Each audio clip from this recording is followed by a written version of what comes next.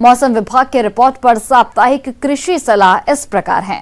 ग्रामीण कृषि मौसम सेवा भारत सरकार और डॉक्टर राजेंद्र प्रसाद केंद्रीय कृषि विश्वविद्यालय पूसा समस्तीपुर के द्वारा भेजे गए मौसम पूर्वानुमान के अनुसार आगामी के दिनों में आसमान में मध्यम बादल छाए रह सकते हैं। इस दौरान 2 से 3 दिनों तक मानसून के सक्रिय बनने से उत्तर बिहार के अधिकतर जिलों के अनेक स्थानों पर हल्की से मध्यम बारिश हो सकती है। कुछ स्थानों पर मध्यम से थोड़ा अधिक भी बारिश होने का अनुमान है। मौसम के मिजाज को देखते हुए किसानों को सलाह है कि वर्षा की संभावना को देखते हुए किसान भाई खड़ी फसलों में फिलहाल सिंचाई स्थगित रखें एवं फसलों में कीटनाशी दवाओं का छिड़काव सावधानी पूर्वक आसमान साफ रहने पर ही करें। मक्का, खरीफ, प्याज, चारा एवं अन्य सब्जियों वाली फसलों में आवश्यकता अनुसार नाइट्रोजन उर्वरक का व्यवहार करें। अगात बोई गई धान की फसल जो गाभा निकलने की अवस्था में आ गई हो, उसमें वर्षा के बाद 30 किलोग्राम नाइट्रोजन प्रति हेक्टेयर की दर से उपरिवेशन करें।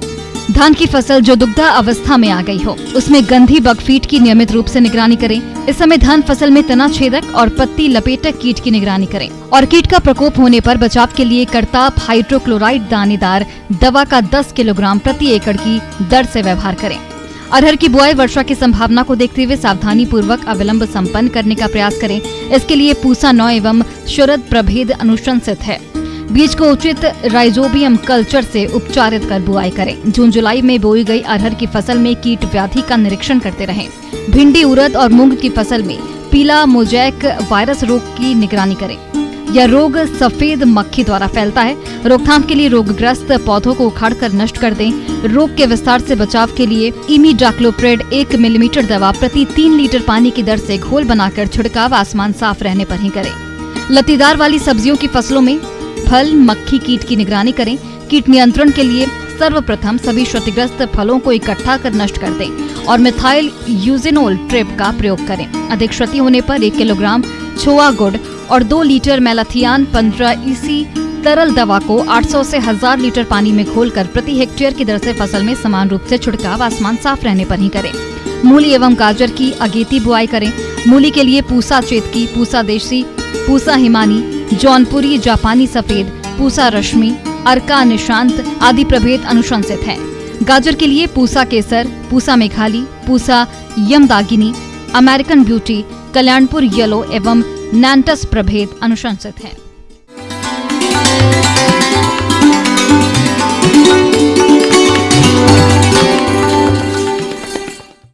आइए जानते हैं अन्नदाता निःशुल्क फोन के माध्यम से पूछे गए समस्याओं का समाधान। अन्नदाता निःशुल्क फोन संपर्क सेवा के माध्यम से पूछे गए प्रश्नों में से आज हमने जिस प्रश्न को कार्यक्रम में शामिल किया है उसे पूछा है ग्राम जफर, जिला मधुबनी के कृषक ब्रजेश कुमार ने।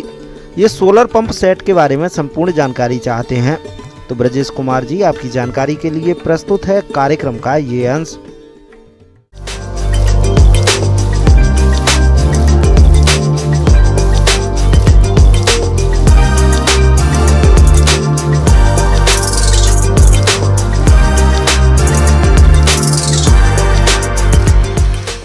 मैं ये बताना चाहूँ कि हमारे जो किसान भाई लोग हैं वो हमारे जो वर्षा से जो बारिश होती है वो उसी पे डिपेंड करते हैं, उसी पे आधारित है। हमारे जो कृषि कर रहे हैं वो लोग उसी पे आधारित हैं।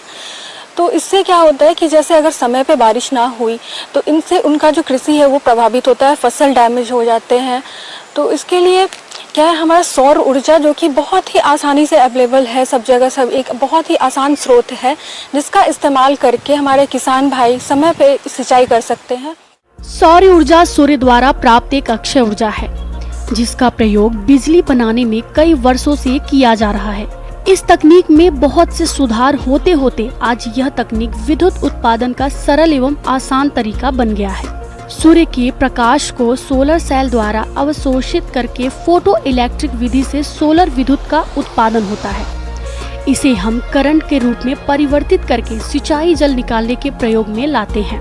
सूर्य से विद्युत उत्पादन हेतु एक मोटर, एक सोलर पैनल तथा एक दिखाई जा रहे निर्माण ढांचे की जरूरत होती है। सोलर सेल जो कि सिलिकॉन नामक धातु से बनाया जाता है। इसके ऊपर सूर्य की किरणें जितनी ज्यादा पड़ती हैं उतना ही ज्यादा विद्युत का उत्पादन होता है। उसके बाद मैं इन चीज़ों में बताना चाहूँगी कि इसमें कुछ कुछ आपको कुछ इसके पुर्जे लगते हैं, जैसे कि इसमें सोलर पैनल होता है, इसमें एक बैटरी चाहिए होता है, उसके बाद इसमें एक कन्वर्टर लगा होता है जो कि हमारा सौर ऊर्जा को हमारा विद्युत ऊर्जा में बदलता है। और फिर एक ये हो गई, ये 3-4 मेजर कंपोनेंट्स है, एक बैटरी लगा। तो ये जो है कुछ कुछ मेजर कंपोनेंट्स है जिसमें आपको लगभग मैं बताना चाहूँगी कि इसके जो खर्च है वो आपको डिपेंड करता है कि आप कितने एचपी का भी मोटर लगा रहे हैं। इसमें आपको एचपी आपको मिलेंगे 1 HP, 2 HP, 3 HP, 5 HP, 7.5 HP, 10 HP, ऐसे ऐसे आपको पंप मिलेंगे। तो और ज़्यादा से ज़्यादा आपको 50 एचपी तक के आपको पंप मिल सकते हैं। उसमें आपका आप किस तरीके का पंप लगा रहे हैं, कितने एचपी का पंप लगा रहे हैं, आपका इस पे लागत डिपेंड करेगा। इसका जो खर्च होता है लगभग मैं आपको बताऊंगी तो 1 एचपी का मतलब आपका 68,000 से लेके 4,68,000 तक आएगा, जो कि डीसी मोटर, ये मैं डीसी मोटर की बात बता रही हूँ। फिर अगर आप एसी मोटर की बात करें तो एसी मोटर का जो खर्च है वो लगभग 1,15,000 से लेके 5,68,000 तक खर्च बैठता है इसमें। यह सोलर पैनल 3 प्रकार के होते हैं।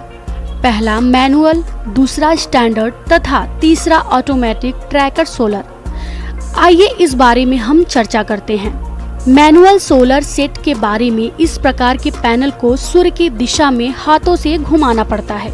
यह कार्य कोई भी व्यक्ति कर सकता है। सुबह के समय सोलर पैनल को पूर्व दिशा की ओर रखते हैं, दोपहर के समय में सूर्य की सीधी दिशा में रखते हैं और शाम को इसे पश्चिम दिशा में घुमाना पड़ता है। अब बात करते हैं स्टैंडर्ड टाइप सोलर पैनल के बारे में। यह एक स्थायी संरचना होती है, इसे विभिन्न दिशाओं में घुमाने की आवश्यकता नहीं पड़ती। इसके पैनल को दक्षिण दिशा की ओर स्थायी तौर पर लगा दिया जाता है। यह सुबह के समय थोड़ी देर से कार्य करना प्रारंभ करता है, इसलिए इसमें एक संस्करण आया है जिसे ऑटोमेटिक ट्रैकर सोलर पैनल कहा जाता है। यह ऑटोमेटिक ट्रैकर अपने आप ही सूर्य जिधर रहता है उस दिशा में घूम जाता है। स्टैंडर्ड टाइप सोलर पैनल की तुलना में 20 से 30% ज्यादा कार्य करने की क्षमता होती है। यह संयंत्र सुबह 8 बजे से ही कार्य करना शुरू कर देता है। उसके बाद बात करूं तो फिर इसमें आपका जो मेंटेनेंस है, इसमें जो आपको मेंटेनेंस भी इसमें बहुत कम लगता है। इसमें आपको बस कुछ नहीं करना है, इसमें आपको बस आपको जो सोलर पैनल है जहाँ पे आप लगाए हैं वहाँ पे आपको एक स्प्रिंकलर लगाना है, जो कि आपको हर लगभग 15 दिन पे, जो अगर उन पे पैनल्स पे धूल जम जाए तो आपको उससे बस हटा के साफ करना है 15 दिन के अंदर। और इसमें आपको फिर बाकी कोई मेंटेनेंस नहीं चाहिए। तो उनके आप लगभग सुबह 9 बजे से लेके आप शाम के 5 बजे तक लगातार आप इसमें सिंचाई कर सकते हैं अपने खेतों में। एवं इससे क्या होगा कि अगर आप बिजली इस्तेमाल नहीं कर रहे, डीजल इस्तेमाल नहीं कर रहे हैं, तो आपको किसानों को जो है खर्च भी थोड़ा कम आता है इसमें। हालांकि शुरुआती दौर में आपका खर्चा थोड़ा सा ज्यादा होता है, लेकिन अगर आप लंबे समय तक देखें, लॉन्ग रन तक, तो इसमें जो है वो आपको खर्चा थोड़ा कम पड़ता है, उल्टा किसान को फायदा ही होता है।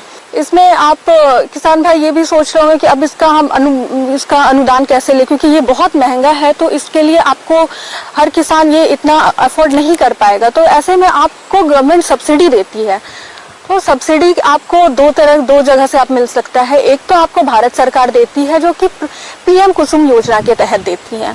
इसमें आपको 90% योगदान मिलता है, आपको सब्सिडी मिलता है भारत सरकार की तरफ से। दूसरा हो गया हमारा जो राज्य सरकार है, राज्य सरकार भी एक योजना के तहत देती है, बिहार सौर ऊर्जा क्रांति योजना, बिहार सौर क्रांति योजना के तहत आपको देती है। इसमें आपको बिहार सरकार से आपको 75% अनुदान